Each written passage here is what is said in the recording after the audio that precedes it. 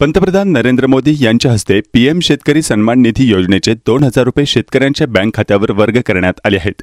शेतकरी गेल्या अनेक दिवसांपासून पीएम शेतकरी सन्मान योजनेच्या 18 हप्त्याची वाट पाहत होते। दरम्यान आज 5 ऑक्टोबर रोजी पंतप्रधान नरेंद्र मोदी यांच्या हस्ते या 18व्या हप्त्याच्या वितरणास प्रारंभ करण्यात आला। नरेंद्र मोदी महाराष्ट्राच्या दौऱ्यावर होते। वाशिममध्ये असताना त्यांनी 18व्या हप्त्याच्या वितरणास प्रारंभ केला। 9.5 कोटी शेतकऱ्यांना याचा लाभ मिळणार आहे।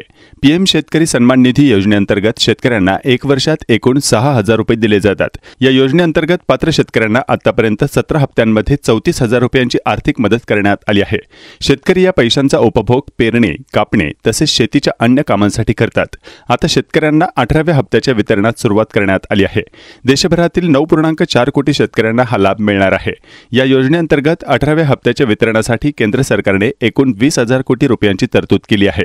केंद्र सरकारच्या पीएम शेतकरी सन्मान योजनेच्या धर्तीवर राज्य सरकारकडून नमो शेतकरी महासन्मान योजना राबवली जाते।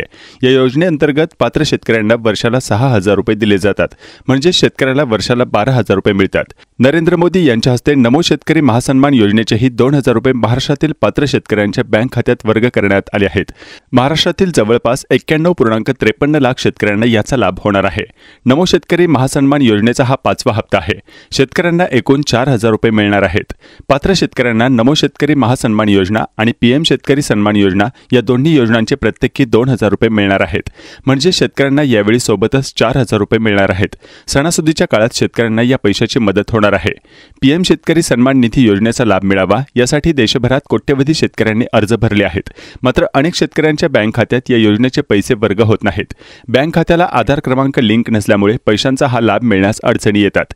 म्हणजेच बँक खाते आधार क्रमांकाला लिंक असेल तरच शेतकऱ्यांना या योजनेचे पैसे मिळतात। त्यामुळे शेतकऱ्यांनी लवकरात लवकर ई-केवायसीची प्रक्रिया पूर्ण करावी असे आवाहन केंद्र सरकारकडून केले जाते।